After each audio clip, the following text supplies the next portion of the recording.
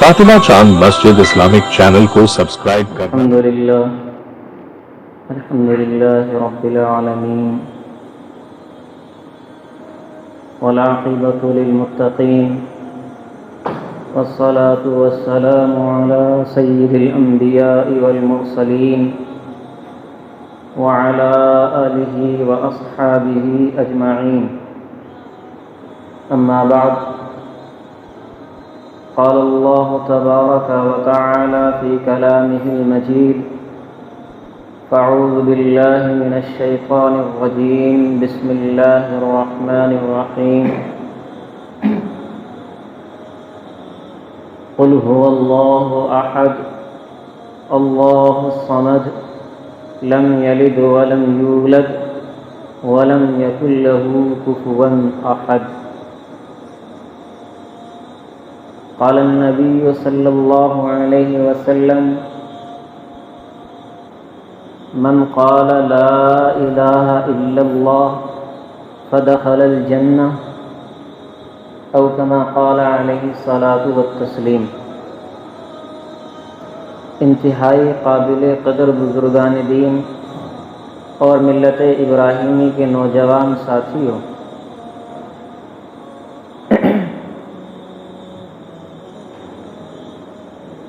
گزشتہ جمعہ میں علم المیراث کی فضیلت بیان کی گئی اور اس کا حکم بیان کیا گیا۔ بزرگان دین،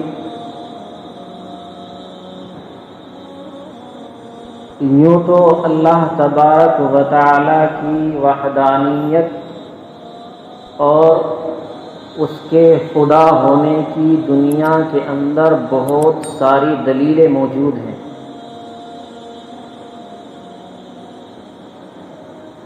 جن کو دیکھ کر یہ پتہ چلتا ہے کہ ان سب کا خالق، ان سب کا مالک کوئی ایک ہے۔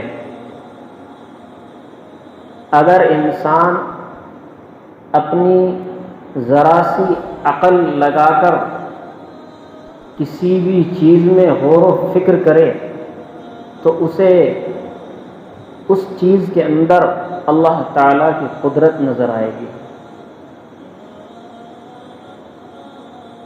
دنیا کی بڑی چیز پر غور کرے یا چھوٹی چیز پر غور کرے، ہر شے کے اندر، ہر چیز کے اندر اللہ کی قدرت اور اللہ کا کرشمہ نظر آئے گا۔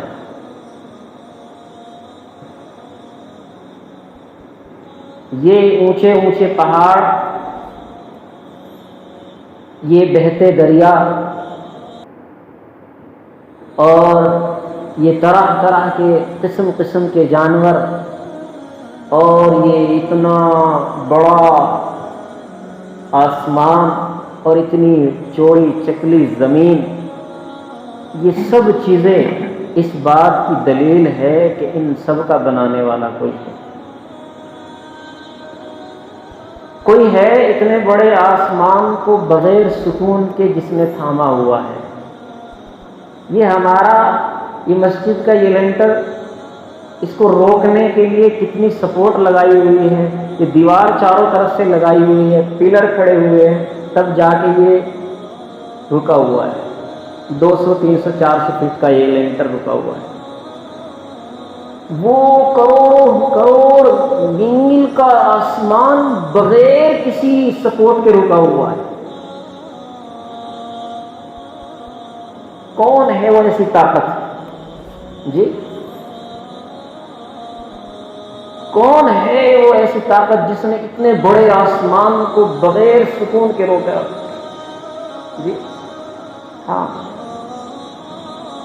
تو جب یہ چیز دیکھتا ہے تو انسان کے لاشعور میں یہ بات پیدا ہو جاتی ہے کہ واقعتاً اس کا بنانے والا کوئی تھامنے والا ہے جو سب سے زیادہ، اس سے بھی زیادہ طاقتور ہے۔ اس کے اندر پھر کروڑوں اربوں ستارے لگائے ہوئے ہیں۔ کچھ ستارے، یہ جو جتنی بڑی یہ زمین ہم دیکھ رہے ہیں نا، اس زمین سے کروڑوں فاصلے کے اعتبار سے بڑی ہے ایک ستارہ، اس پوری زمین سے کئی نہیں کروڑوں گنا زیادہ بڑا ایک ستارہ ہے، اور آسمان میں ایک ستارہ نہیں، اربوں ارب ستارے لگے ہوئے ہیں، اور ان سب ستاروں میں سب سے بڑا ستارہ سیارہ جسے کہا جاتا ہے وہ ہے چاند، اس کے اندر روشنی، اور پھر اس سے بڑا ایک سیارہ جسے سورج کہا جاتا ہے۔ تو اتنا بڑا سورج، اتنا بڑا چاند اور اتنے سارے ستارے، ان تمام کو اللہ تعالیٰ نے آسمان میں موتیوں کی طرح لگا دیا ہے۔ تو اس سے پتہ چلتا ہے کہ ہے کوئی قدرت جو ان سب سے بڑھ کر ہے۔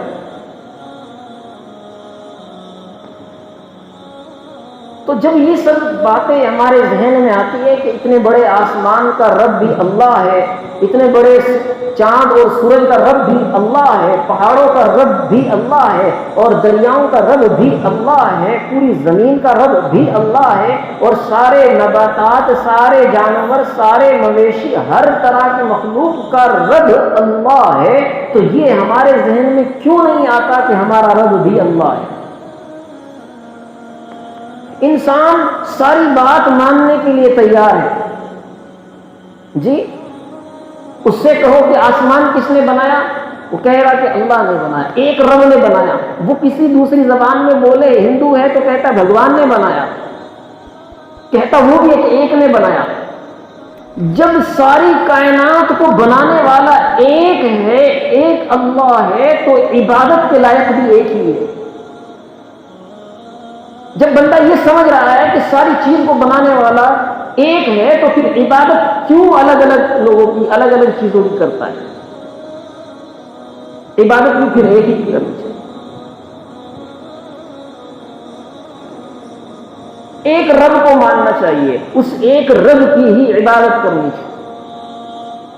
لیکن آپ دیکھیں، ایک نہیں، 1000 نہیں، 1 لاکھ نہیں، کروڑوں ایسے لوگ ہیں جو ایک خدا نہیں مانتے،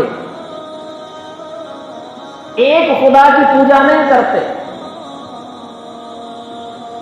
یہاں تک کہ اتنی عقل پہ پردے پڑے ہوئے ہیں کہ وہ ان چیزوں کی پوجا کرنے لگتے ہیں جو خود کسی کا کچھ کیا کرے، اپنا بھی کچھ نہیں کر سکتے۔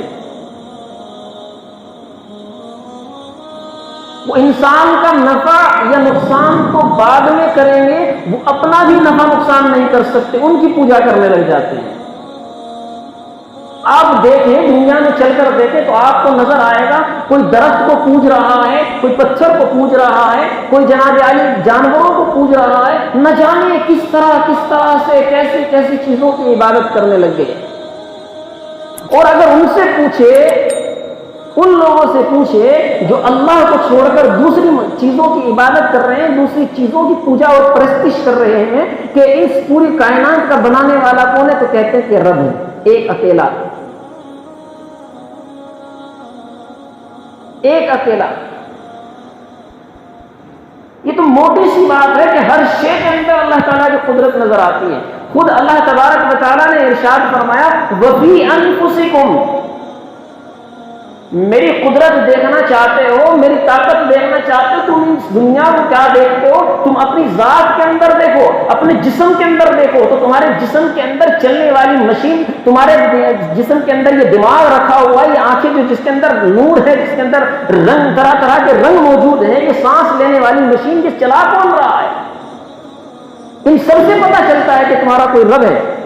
اگر تمہیں یقین نہیں آتا، تم سمجھتے ہو کہ ٹیکنیکل سسٹم ہے، تم سمجھتے ہو کہ دنیاوی کاریگری ہے، تو بتاؤ مجھے، جب اللہ تعالیٰ یہ روح نکال لیتا ہے، یہ سانس نکال لیتا ہے، تو پھر دنیا کی کوئی ٹیکنیکل سسٹم ہے ہی نہیں جو انسان کو سانس دے چلا سکے۔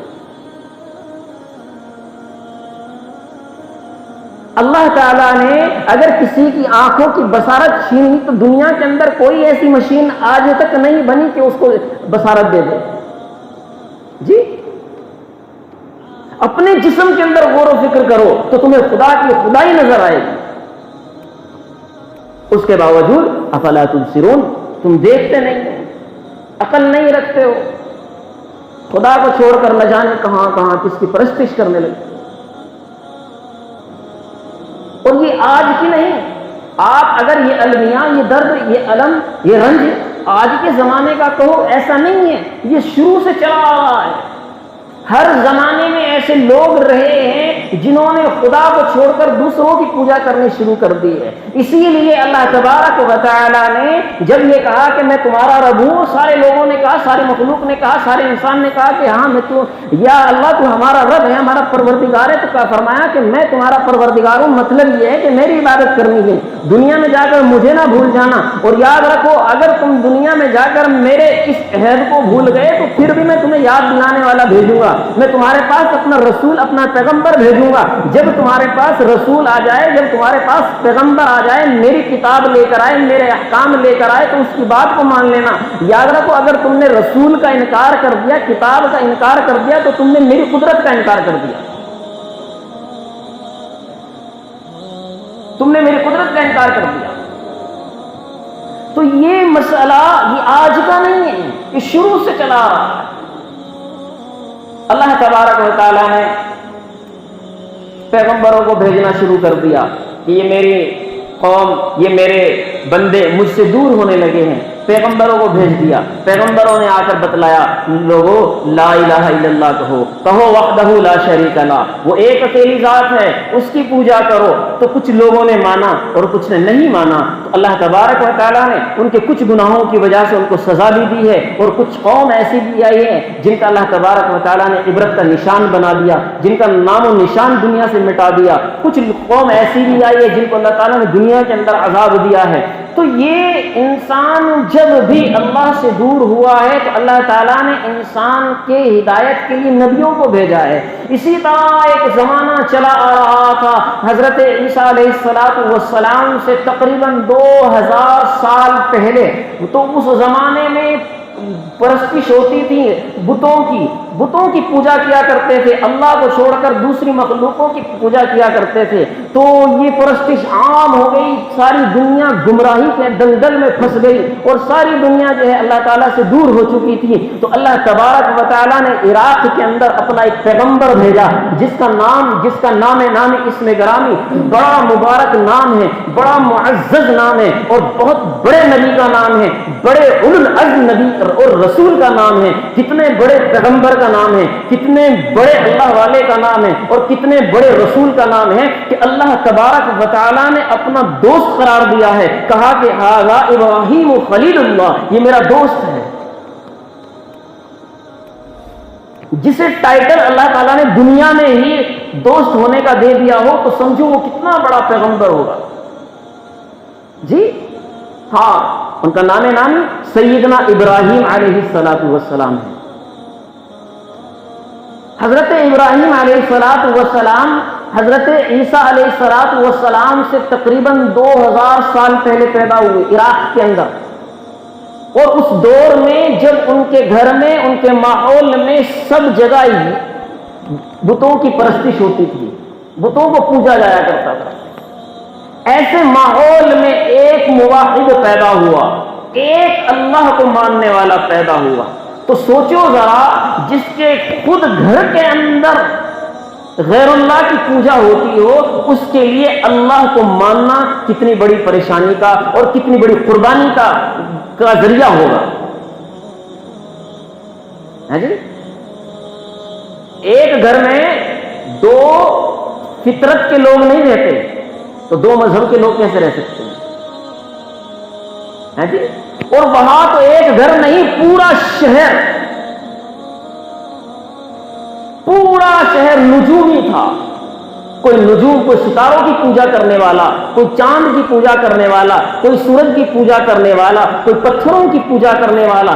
الغرض ہر طرف کفر ہی کفر تھا، ہر طرف گمراہی تھی. اس وقت حضرت ابراہیم علیہ السلام آزر کے گھر پیدا ہوئے. اور آزر جو ان کے والد کا نام ہے، اس کا یہ عالم تھا کہ وہ خود لکڑی کے بت بنا کر شہر کے اندر بیچا کرتے تھے. اور صرف بیچتے نہیں تھے، خود بھی اس کی پوجا کیا کرتے تھے.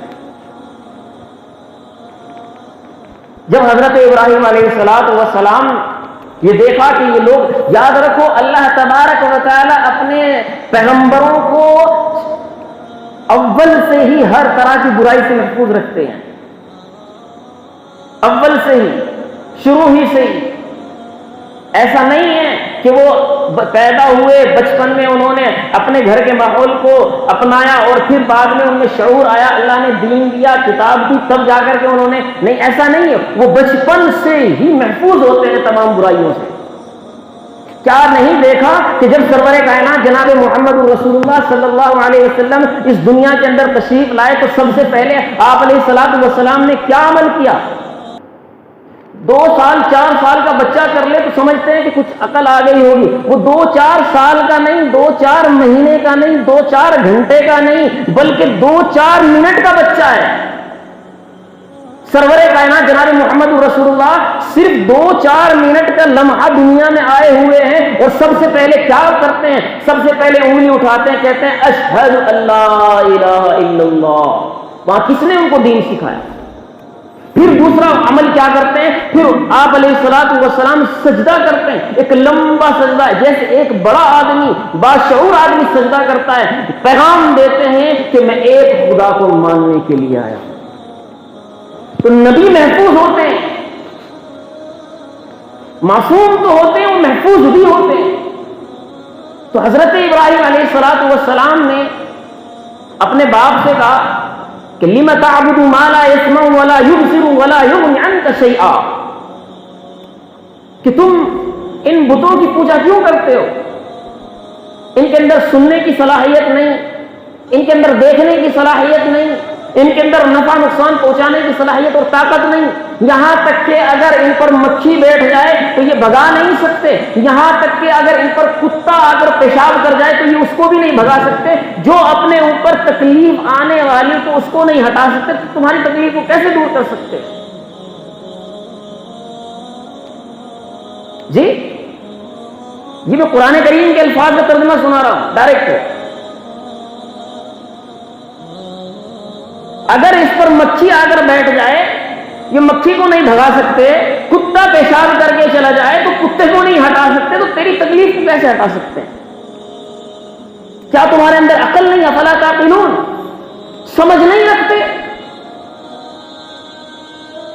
چنانچہ حضرت ابراہیم علیہ السلام کے باپ نے، آزر نے، بجائے اس کے کہ حضرت ابراہیم کی بات کو مان کر اللہ کو ماننے والے ہو جاتے، بجائے اس کے انہوں نے اس حضرت ابراہیم کی مخالفت شروع کر دی اور یہ کہا کہ اگر تو نے اپنی اس بات سے باز نہیں آیا تو میں تجھے اپنے گھر سے نکال دوں گا۔ یہ مخالفت گھر کے اندر ہو رہی ہے، یعنی اسلام کا دشمن گھر کے اندر بھی ہے، جان کا دشمن گھر کے اندر بھی ہے۔ جی کتنی بڑی قربانی ہوگی،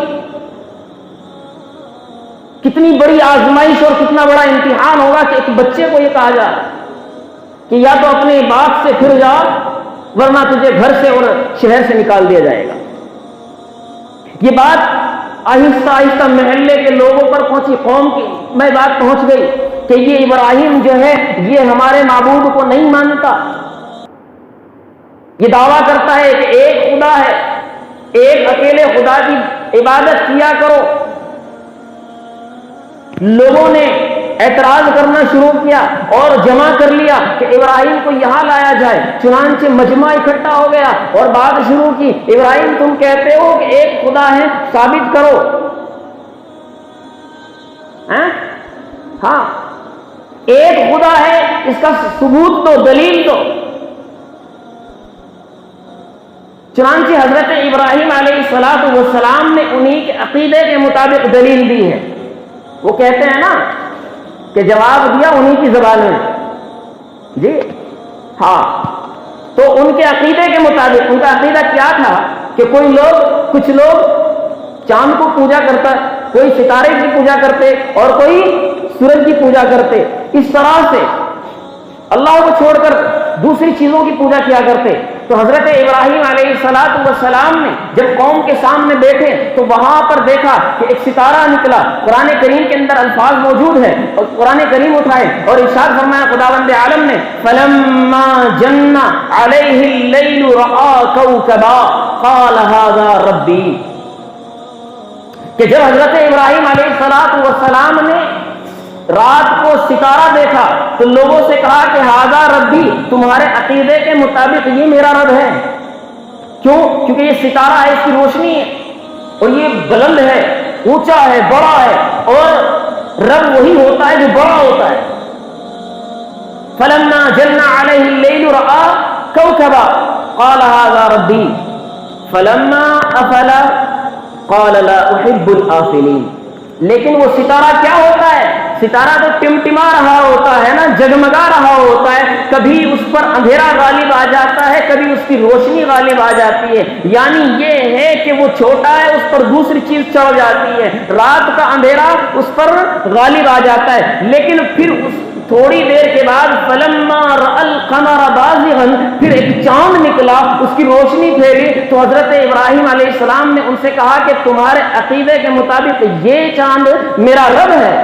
کیوں؟ کیونکہ اس کی روشنی پورے آسمان میں پھیل گئی ہے، اس کی روشنی ان سارے ستاروں سے زیادہ ہے. اس کا مطلب یہ ستاروں سے بڑا ہے، یہ ستاروں کا بھی رب ہے، یہ میرا بھی رب ہے. فلما افل، لیکن وہ چاند بھی کیا ہوا؟ وہ بھی غروب ہو گیا، وہ بھی ڈھل چکا. دن کا اجالا آیا، سورج نکلا، جی سورج کی روشنی پھیلی، اور سورج کی جب روشنی پھیلی تو سورج کی روشنی نے رات کے اندھیرے کو ختم کر دیا اور گھر گھر میں اجالا کر دیا. فرمایا فلما رأى الشمس بازغة قال هذا ربي هذا اکبر، کہ جب یہ اتنا بڑا سورج جس نے اندھیروں کو ختم کر دیا اور بالکل 7 تالوں کے اندر جو مکان ہوتے ہیں وہاں تک اس کی روشنی پھیل گئی ہے، اس کا مطلب یہ میرا رب ہے، یہ سب سے بڑا رب ہے، یہ سب سے بڑا رب ہے. چنانچہ آگے کیا ہوتا ہے؟ فلما افلت قال یا قوم انی بریء مما تشرکون. لیکن ہونا کیا تھا؟ جب شام کا وقت آیا تو یہ سورج بھی غروب ہو گیا، اس کی روشنی بھی ڈھل چکی، اس پر رات کا اندھیرا غالب آ گیا. چنانچہ حضرت ابراہیم علیہ السلام نے ان کو عقل سے جواب دیا کہ دیکھو، جب ستارہ نکلا تو ستارے کی روشنی تھی، لیکن جب چاند نکلا تو چاند کی روشنی ستارے پر غالب آ گئی. اس کا مطلب یہ ہے کہ ستارہ مغلوب ہو گیا، اور جو چیز مغلوب ہو جائے وہ معبود نہیں ہو سکتی، وہ رب نہیں ہو سکتی. جو چیز مغلوب ہو جائے، جس پر دوسری چیز طاقتور ہو جائے، وہ اس قابل نہیں کہ اس کی پوجا کی جا سکے. چنانچہ ستارہ اس قابل نہیں رہا کہ اس کی پوجا کی جا سکے. لیکن جب دیکھا کہ چاند کی روشنی ہے، لیکن جب چاند کی روشنی رات کے ساتھ ساتھ ڈھل چکی اور چاند بھی ختم ہو گیا اور سورج نکل کر آیا، اس کا مطلب سورج کی روشنی چاند کے اوپر غالب آ گئی اور چاند کی روشنی مغلوب ہو گئی، اور جو چیز مغلوب ہو جاتی ہے وہ کبھی معبود نہیں ہو سکتی. چاند کی روشنی پر سورج کی روشنی غالب آ گئی، اس لیے چاند اس قابل نہیں کہ اس کی پوجا کی جا سکے. اور سورج جب شام کو ڈھل گیا اور رات کا اندھیرا اس پر غالب آ گیا اور اس کی روشنی کو مٹا دیا، تو اس کا مطلب یہ ہے کہ اس پر رات کا اندھیرا غالب آ گیا ہے اور سورج مغلوب ہو گیا ہے، اور جو چیز مغلوب ہو جائے وہ معبود نہیں ہو سکتی. وہ چیز اس قابل نہیں ہے کہ وہ اس کی عبادت کی جائے، اس کی پوجا کی جائے، اس سے دعائیں مانگی جائے، اس سے حاجت روا اس کو کہا جائے، اپنی حاجتوں کو، اپنی ضرورتوں کو اس کے سامنے رکھا جائے. جس کے اوپر دوسری چیز غالب آ سکتی ہو وہ اس قابل کیسے ہے کہ تمہاری ضرورتوں کو پورا کر دے؟ وہ ایسے کیسے ہو سکتا ہے جو اپنے وجود میں اس قابل نہ ہو، جس کے اوپر دوسری کوئی طاقت ہو؟ تو پتہ لگا ان ساری چیزوں کو جو نکالتا ہے اور غروب کر دیتا ہے اس کی طاقت سب سے بڑھ کر ہے. اس لیے فرمایا انی بریء مما تشرکون. لوگوں کان کھول کر سن لو، تم جن چیزوں کو اللہ کے ساتھ شریک ٹھہراتے ہو میں ان تمام سے بری ہوں، میرا ان تمام چیزوں سے کوئی واسطہ نہیں ہے، میرا ان تمام چیزوں سے کوئی واسطہ نہیں ہے. میں کسی ستارے کو نہیں پوجتا، میں کسی چاند کو نہیں پوجتا، میں کسی سورج کو نہیں پوجتا، میں صرف ایک وحدہ لا شریک کی عبادت کرتا ہوں جو ہم سب کا رب ہے، ہم سب کا خالق ہے، ہم سب کا مالک ہے، ساری زمین اور سارے آسمان کو بنانے والا رب پروردگار عالم ہے، میں اس رب کی پوجا کرتا ہوں۔ انی وجہت وجہی للذی فطر السماوات والارض حنیفا، میں ایک رب کو ماننے والا ہوں، وَأَنَا مِنَ الْمُشْرِكِينَ، میں شرک کرنے والا نہیں ہوں، وَمَا أَنَا میں شرک کرنے والا نہیں ہوں۔ اب ہونا کیا تھا، جب ان کو عقل سے بھی جواب مل گیا تو ہونا کیا تھا، اگر عقل رکھتے، یاد رکھو ایسا نہیں کہ وہ پاگل لوگ تھے، لیکن یاد رکھو ہدایت اللہ تعالیٰ کی طرف سے ملتی ہے، عقل صحیح تب کام کرتی ہے جب اللہ تعالیٰ ہدایت دینا چاہے، ورنہ دلیل ان کے عقیدے کے مطابق دی جا چکی۔ ہونا کیا چاہیے تھا، ایمان لے کر آنا چاہیے تھا، ان سب کو ایک اللہ کو ماننے والا بن جانا چاہیے تھا، لیکن وہ لوگوں نے ایسا نہیں کیا، وہ اللہ کی عبادت کرنے کے بجائے حضرت ابراہیم کے بھی دشمن بن گئے۔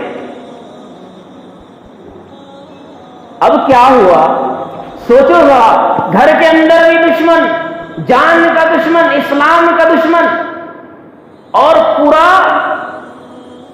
شہر بھی دشمن بن گیا، پورا شہر بھی دشمن بن گیا۔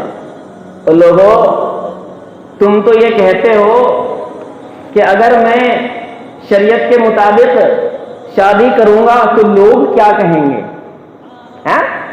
تم تو یہ کہتے ہو اگر میں شریعت کے مطابق اپنی زندگی گزاروں تو لوگ کیا کہیں گے؟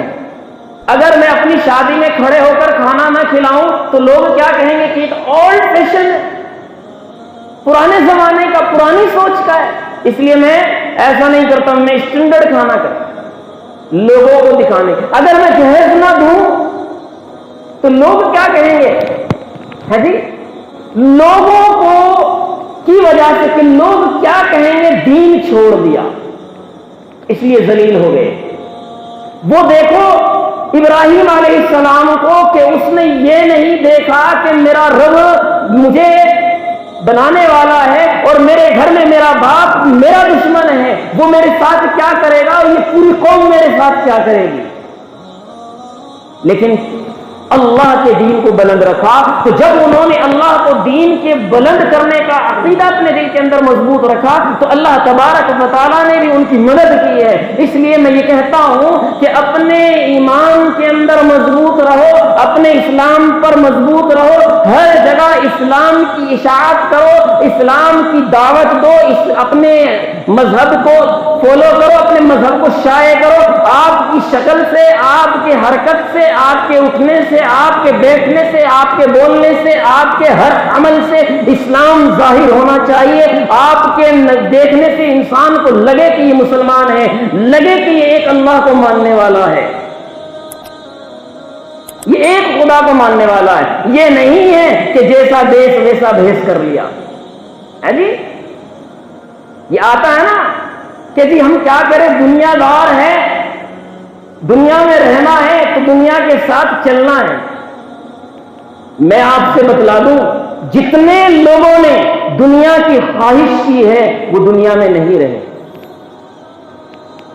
وہ دنیا میں نہیں رہے، اور دنیا آئے نہ آئے لیکن دنیا سے گیا ضرور ہے۔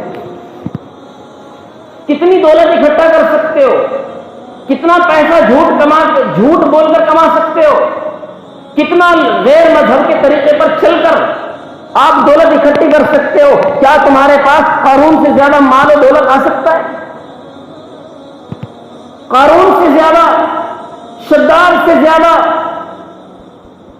جس کے خزانے کی چابیاں، خزانہ نہیں، خزانے کی چابیاں اونٹ کے اوپر سوار کی جاتی ہو، اتنی چابیاں ہو تو پھر خزانہ کتنا ہوگا؟ اتنا خزانہ، اتنی دولت ہونے کے باوجود وہ بھی اس دنیا میں نہیں رہا، اسے بھی اس کے مال نے نہیں بچایا موت سے، اور یاد رکھو اسے بھی اس کے مال نے اللہ کے عذاب سے نہیں بچایا۔ تو تم کیا سمجھتے ہو جھوٹ بول کر دولت زیادہ کما لو گے تو زیادہ دولت آنے کی وجہ سے کیا رب تم سے خوش ہو جائے گا؟ نہیں، ہرگز نہیں۔ رب خوش ہوتا ہے اپنے بتائے ہوئے احکام پر۔ اس لیے میں کہتا ہوں آپ کے ہر عمل سے، آپ کی ہر حرکت سے، آپ کے اٹھنے سے، بیٹھنے سے، چلنے سے، بولنے سے اسلام جھلکنا چاہیے۔ اسلام کی آپ کے اندر سے جو ہے روشنی آنی چاہیے، دیکھنے والا محسوس کرے کہ واقعی میں یہ اسلام کو ماننے والا ہے، یہ مسلمان ہے، یہ ایک خدا کو ماننے والا ہے۔ کہیں بھی اپنے اندر کمزوری محسوس نہ کرو، کہیں بھی اپنے آپ کو کمتر محسوس نہ کرو۔ یاد رکھو اللہ تبارک و تعالیٰ نے تمہیں اس زمین کا خلیفہ بنایا ہے۔ تم یہ سمجھتے ہو کہ ہم تھوڑے ہیں، ہمارے پاس کچھ نہیں ہے، یہ زیادہ ہے، اس لیے ان کی بات مان لی جائے، اس لیے ان کے فیشن کو اپلائی کر لیا جائے، اس کو اپنے اوپر منطبق کر لیا جائے۔ تو اگر ہم ان کے بات کو نہیں مانیں گے، ان کے ساتھ نہیں ڈھلیں گے، ان کے ساتھ اٹھنا بیٹھنا نہیں کریں گے تو ہم جو ہے کیا اس دنیا میں نہیں رہ سکیں گے؟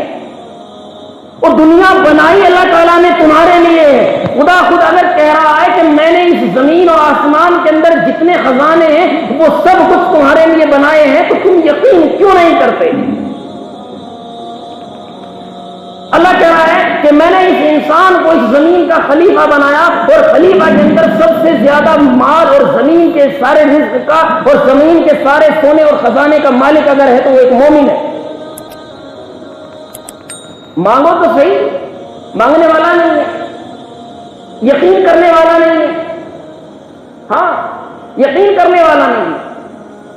یہ جتنے بھی جہاں بھی مسلمان ذلیل و خوار ہوتے ہوئے نظر آ رہے ہیں نا، یہ مسلمان نہیں، یہ اسلام کے اندر وہ لوگ ہیں جن کے دل کے اندر ایمان کی کمزوریاں ہیں۔ یہ وہ لوگ ہیں جو مذہب اسلام کو پورا فالو نہیں کرتے، یہ مذہب اسلام کو پورا نہیں مانتے۔ اپنی دل میں آتا ہے تو مانتے، نہیں آتا نہیں۔ جب دل آیا تو محرم منا لیا، جب دل آیا تو محرم چھوڑ دیا، جہاں جیسا دیش دیکھا ویسا بھیج کر لیا۔ یہ کون سا دین ہے؟ یہ کون سا مذہب ہے؟ جیسا مہینہ آیا ویسے لوگ بن گئے، جیسے لوگ دیکھے ویسے بن گئے۔ یہ تو تم دین نہیں ہے، یہ تمہارے اپنے دل کی خواہش ہے۔ یہی کیا پہلے لوگوں نے، جب یہ ایسا کیا کہ لوگوں نے اللہ کی کتاب کو، اللہ کے مذہب کو آدھا مانا آدھا چھوڑ دیا۔ جو اچھا لگا اسے مان لیا اور جو اچھا نہیں لگا اسے چھوڑ دیا، تو پھر اللہ تبارک و تعالیٰ نے بھی ان کے ساتھ وہ کیا۔ قرآن اٹھا کر دیکھو کہ اللہ تبارک و تعالیٰ نے ایسے کرنے والوں کے ساتھ ایسا عذاب دیا کہ کسی کو خنزیر بنا دیا، کسی کو کتا بنا دیا، اور کسی کو بندر بنا دیا، اور کسی پر خون کا عذاب آیا، کسی پر ٹڈیاں نازل ہوئی، اور قرآن کہتا ہے کسی کو مینڈک بنا دیا۔ یہ کب ہے؟ جب انسان اپنی نفسانی خواہش کو مانتا ہے، جب اپنے دل کی بات کو ماننے لگتا ہے، رب کو چھوڑ دیتا ہے۔ تو لوگوں، مرضی کی زندگی نہ گزارو، رب چاہی زندگی گزارو، رب چاہی زندگی گزارو۔ اگر اللہ کی بات کو مانو گے، اگر اللہ کے دین کو، اللہ کے بتائے ہوئے احکام پر عمل کرو گے، تو اللہ تبارک و تعالیٰ اس دنیا میں بھی اور آخرت میں بھی کامیابی عطا فرمائے گا۔ اللہ تبارک و تعالیٰ سے دعا ہے کہ اللہ تبارک و تعالیٰ جو کچھ کہا ہے اس میں صحیح جو کہا ہے اس پر عمل کرنے کی توفیق نصیب فرمائے۔ وآخر دعوانا الحمدللہ رب العالمین۔ جن حضرات نے سنت ہے ان کو سنت ہے۔